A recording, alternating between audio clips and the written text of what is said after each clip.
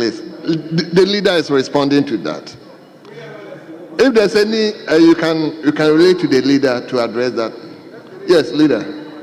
Mr. Speaker, yesterday the tripartite committee met to negotiate with government regarding salary increases. Mr. Speaker, at the end of the negotiations, the workers of this country, led by their leaders, the union leaders, happily and gladly accepted 10% increase. Mr. Speaker, accepting 10% increment as against 25% or 12% or 13% is a vote of confidence in the leader.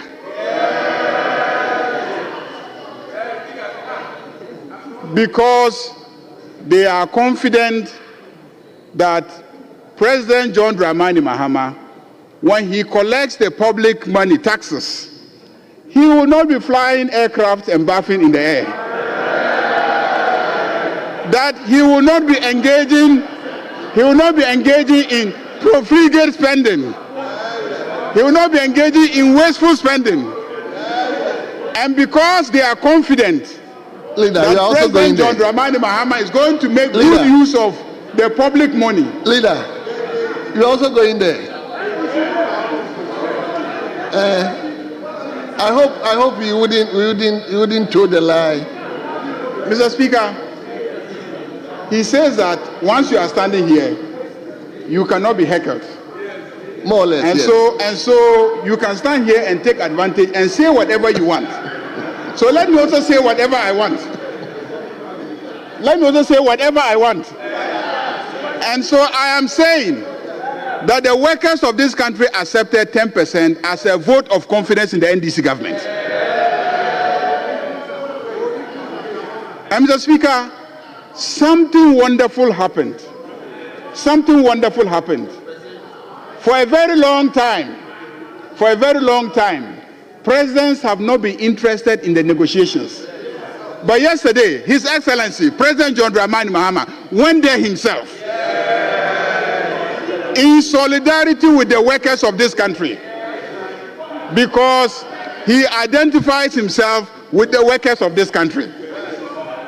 Mr. Speaker, that is why they accepted the 10%. They are confident that the President John Dramani Mahama will manage inflation better. And so if they take 10%, at the end of the year, the value of the 10% will remain the same. Mr. Speaker, the second issue about recruitments, I think we discussed the matter last week, and I made our position very clear. And I revealed that during the transition team meetings, we called on government at that time not to carry out those recruitments. And we were told in the face that they will carry out the recruitments. And we made it clear to them that if you carry out the recruitments, we will reverse the recruitments.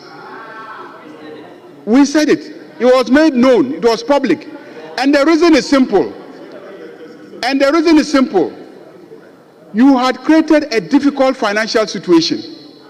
And so the point is that when you are leaving office, you should be the last person to try and encumber the incoming government with bills that they may not be able to afford.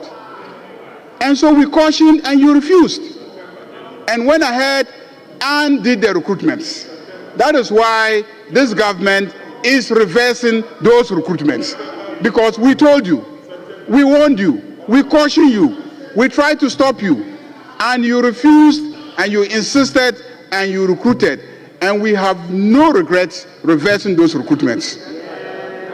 Mr. Speaker, on the issue of SONA, the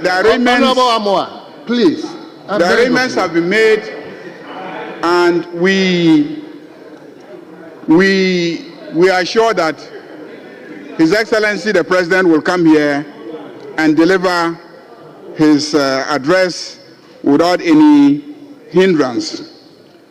On the question of closure of radio stations, of course, this may be a matter of public importance, and any member can make a statement or ask an urgent question, and the ministers may be brought here to answer questions. On the issue of curfews are routinely imposed by the Minister of the Interior. If any member has an urgent question about a curfew or a statement about a curfew, such as what was made yesterday, you can make those statements.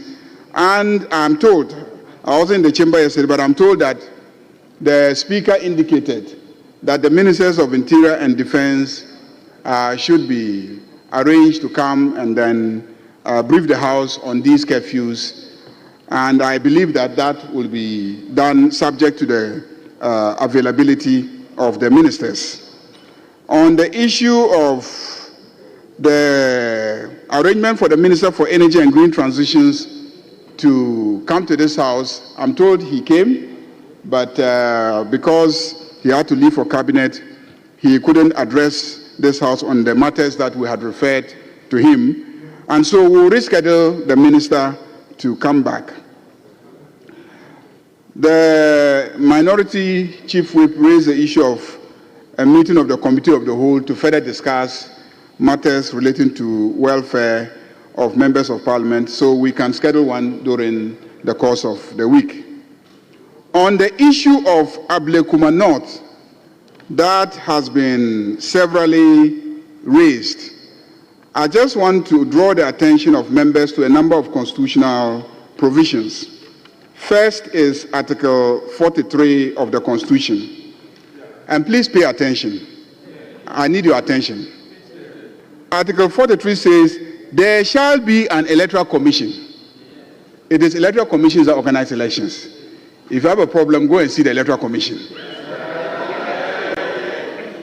Mr. Speaker, Article 46 also says, except as provided in this Constitution or in any other law not inconsistent with this Constitution, in the performance of its functions, the Electoral Commission shall not be subject to the direction or control of any person or authority.